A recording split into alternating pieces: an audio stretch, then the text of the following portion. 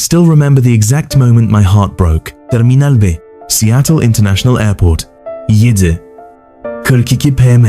I stood there holding flowers in one hand and a cardboard sign in the other that said, "Welcome home, Mom and Dad." 4 years. 4 years since I had last seen them.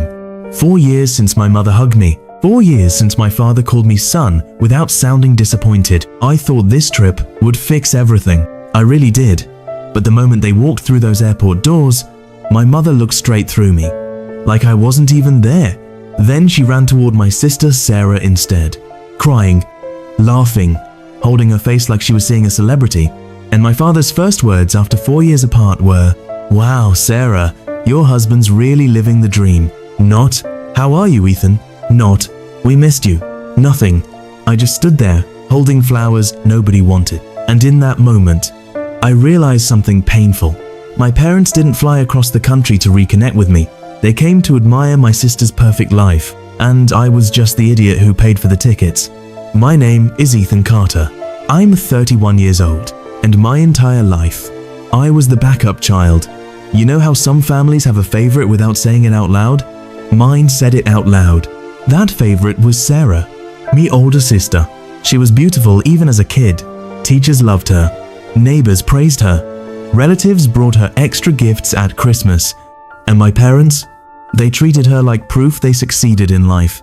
Meanwhile, I was the quiet child, the emotional one, the awkward kid who preferred books over football. Every family photo felt the same. Sarah in the center, me somewhere at the edge, smiling too hard, trying to look like I belonged there. When I was 10 years old, I won second place in a state writing competition.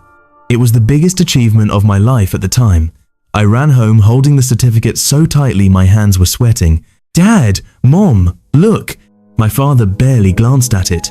Then Sarah walked downstairs wearing her cheerleading uniform, and suddenly everything changed. Mom gasped dramatically.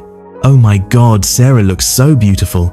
Dad grabbed his camera immediately. They spent 20 minutes taking photos of her. Nobody ever looked at my certificate again. That night, I quietly threw it in the trash. Not because I hated writing, because I learned something. Achievements only mattered in our house if Sarah did them, and moments like that kept happening. When I graduated college, Dad missed the ceremony because Sarah needed help moving apartments. When I got my first real job, Mom spent the whole phone call talking about Sarah's engagement ring. Eventually, you stop expecting love. You just learn how to survive without it. At 27, I moved to Seattle, 2,000 miles away from my family. Everyone thought I moved for work. Truth? I moved because I was tired of feeling invisible, and honestly, distance helped. For the first time in my life, I started building something of my own. A small apartment, a stable job, a peaceful routine. Nobody compared me to Sarah there. Nobody made me feel less than. But loneliness is strange. Even when people hurt you, part of you still misses them. And late at night, I'd still stare at family photos wondering, why wasn't I enough?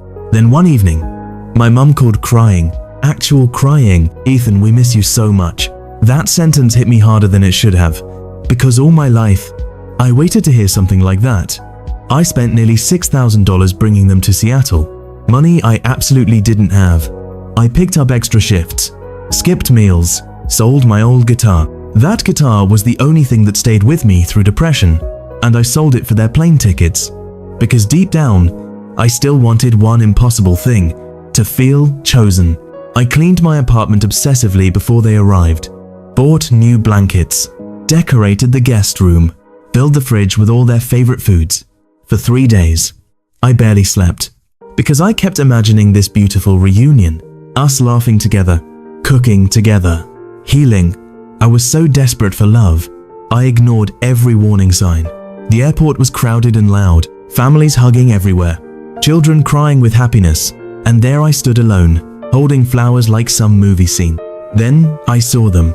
My chest tightened instantly. Mom looked older, Dad walked slower, and for 1 second, I almost cried from happiness.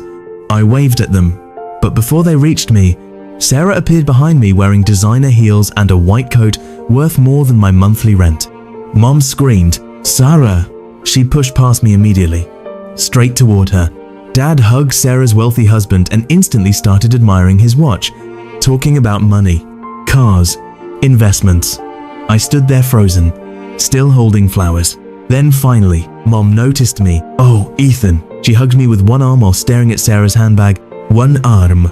After 4 years. Then Sarah smiled at my flowers. "Ah, you're still so emotional." Everyone laughed softly. I laughed too. Because sometimes humiliation hurts less when you pretend it's funny. Then Dad asked the question that destroyed me. "So where are we staying?" Before I could answer, Sarah said casually, "Well, Ethan's apartment is kinda small." Mum immediately nodded. "Oh, we'd probably be more comfortable with you." Just like that, decision made. Nobody cared that I spent months preparing for them. Nobody cared that I paid for everything. And suddenly, I felt 10 years old again. That night, I drove alone behind Sarah's luxury SUV to her mansion in Bellevue. The house looked unreal. Glass walls, huge fountain, luxury cars parked outside.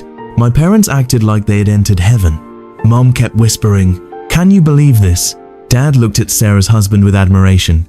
I had spent my whole life craving. During dinner, nobody asked about my life. Not once.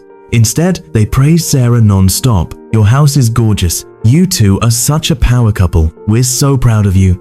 I sat there silently eating mashed potatoes. Then Sarah looked at me and smiled. "So Ethan, still renting?" The table went quiet. I nodded. Dad chuckled.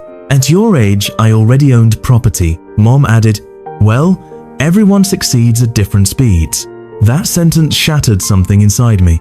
Because they didn't realize something. I wasn't poor because I was lazy. I was struggling because I spent my entire life trying to earn love from people who never planned to give it. Then Sarah laughed softly and said, "Honestly, Ethan's always been too sensitive." Sensitive. That word again. The word they used every time they hurt me. Like my pain was some personality flaw. And suddenly, I couldn't breathe in that room anymore. I drove back to my apartment alone that night. Rain hitting the windshield. Hands shaking on the steering wheel. The moment I opened my apartment door, silence hit me. The guest room untouched. Fresh towels untouched. Welcome snacks untouched. Everything prepared with love. Completely ignored. Then I saw the welcome sign I made for them lying on the floor, and something inside me broke. I sat on the kitchen floor crying harder than I had in years. Not because they chose Sarah, because deep down, I knew they always would.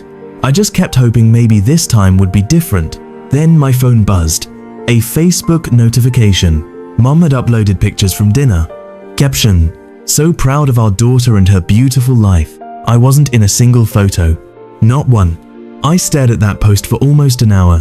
And for the first time in my life, I stopped blaming myself. The next morning, Dad called. "Hey son, can you extend our hotel bookings for another week? Sarah wants to show us Napa Valley." I almost laughed. Because suddenly, everything became clear. They didn't miss me. They missed convenience. So calmly, I said no. Then I cancelled every reservation I had paid for. Broadway tickets, restaurants, hotels, everything. My phone exploded with angry texts. Mum called crying. Dad accused me of being selfish. Sarah said I was overreacting.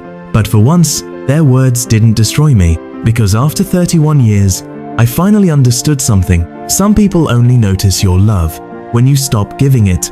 3 months later, Mum called again. Sarah's husband had cheated on her. The mansion was being sold. And suddenly, they wanted to reconnect with me again. But this time, I let the phone ring. Because healing sometimes means accepting a painful truth. Not every family deserves unlimited access to your heart.